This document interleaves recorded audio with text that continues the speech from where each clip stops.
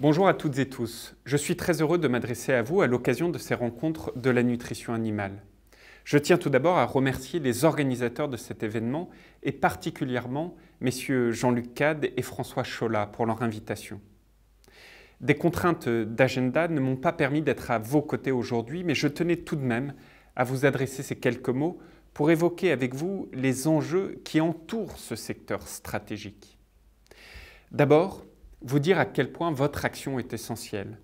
Car comme vous le dites, comme le dit votre devise, bien nourrir les animaux, c'est aussi mieux nourrir les hommes. En parallèle de cet engagement pour assurer cette qualité des aliments que vous produisez, je sais que votre secteur s'engage aussi pour diminuer l'impact environnemental et augmenter la durabilité de l'alimentation des animaux. La France est en effet encore trop dépendante des importations, notamment en protéines végétales. Et c'est pourquoi le président de la République a voulu lancer une stratégie nationale pour ces cultures protéiques il y a maintenant près d'1 an. C'est une stratégie de long terme, sur 10 ans, qui doit nous permettre de regagner en souveraineté dans ce domaine protéique. Nous avons ainsi mis des moyens inédits en place, avec notamment 120 millions d'euros grâce à France Relance. Il s'agit d'accélérer la dynamique de relocalisation des productions protéiques sur notre sol. C'est à l'évidence une question de souveraineté. Et je tiens vraiment à saluer l'ensemble de vos travaux, et notamment la démarche Duralim que vous avez engagée en 2018 pour mieux tracer les produits importés et ainsi lutter contre la déforestation importée. Cette initiative prend toute sa place dans cette stratégie de relocalisation des cultures protéiques que j'évoquais. Cette initiative, elle reflète aussi le dynamisme et l'implication historique de votre secteur sur ces enjeux, qu'ils soient environnementaux ou de souveraineté. Ensuite, je connais votre engagement pour renforcer notre souveraineté et maintenir la compétitivité de notre agriculture, tout en gardant des standards environnementaux élevés et en s'adaptant au changement climatique. Nos systèmes de production agricole doivent s'améliorer, doivent se moderniser. Cela passe par le développement de la production des matières premières sur notre territoire, je l'évoquais, mais aussi parfois de nouvelles matières premières en termes de sources protéiques, mais encore par la mobilisation de nouvelles techniques comme la sélection variétale, à laquelle je suis profondément attaché, et vous connaissez par exemple ma position sur les NBT. Tout cela doit nous permettre de produire sur notre territoire des matières premières de qualité, mais aussi compétitives. L'utilisation des nouvelles techniques de mutagénèse est en effet, je le crois, une solution. La Commission européenne a engagé une réflexion sur ce sujet, et je souhaite que ce travail aboutisse rapidement à une évolution des normes communautaires. C'est en tout cas le sens des premiers travaux portés par la Commission européenne et qui ont mon plein appui et qui reflètent précisément la position qui a toujours été la mienne sur ce sujet. Nous avons également le sujet de l'évolution réglementaire s'agissant des protéines animales transformées et nous suivons ce sujet de très près.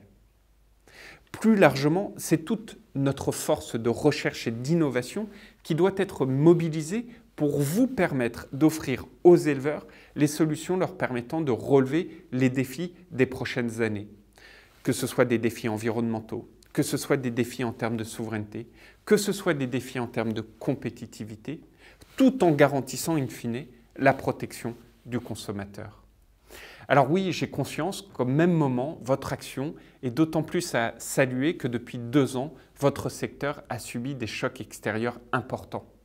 D'abord, la crise de la Covid-19 qui a fortement perturbé votre fonctionnement en 2020 avec des difficultés d'approvisionnement en matières premières par exemple. Et je voudrais vraiment saluer votre forte résilience qui a permis d'éviter les ruptures de fabrication et qui a permis d'assurer l'approvisionnement continu de nos élevages. Soyez-en profondément remerciés.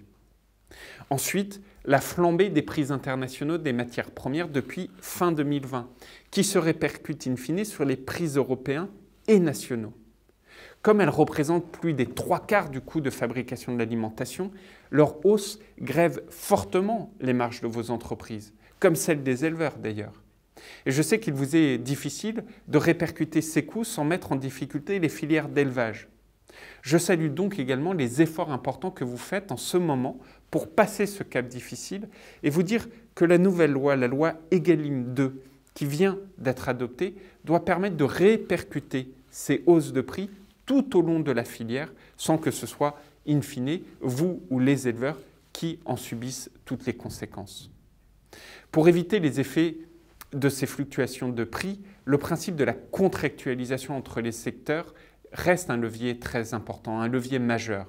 Et vous le savez, cette contractualisation est également un élément important de la loi Egalim 2 que j'évoquais à l'instant. Cette loi, elle améliore aussi la prise en compte des indicateurs de coûts de production pour une juste répartition de la valeur. Cela passe par exemple par des clauses d'indexation obligatoires dans les contrats amont, mais aussi dans les contrats aval sur le maillon industrie-commerce. C'est tout l'enjeu de la transparence et cette transparence qui doit assurer une meilleure répartition des coûts, mais aussi de la richesse. Alors avec ces mesures, tous les maillons de la filière devront prendre en compte à la hausse ou à la baisse les effets de la volatilité des prix des matières premières. C'est, je crois, quelque chose de très important. Enfin, mesdames et messieurs, depuis toujours, votre filière sait s'adapter. J'ai vraiment toute confiance en votre dynamisme pour relever les défis.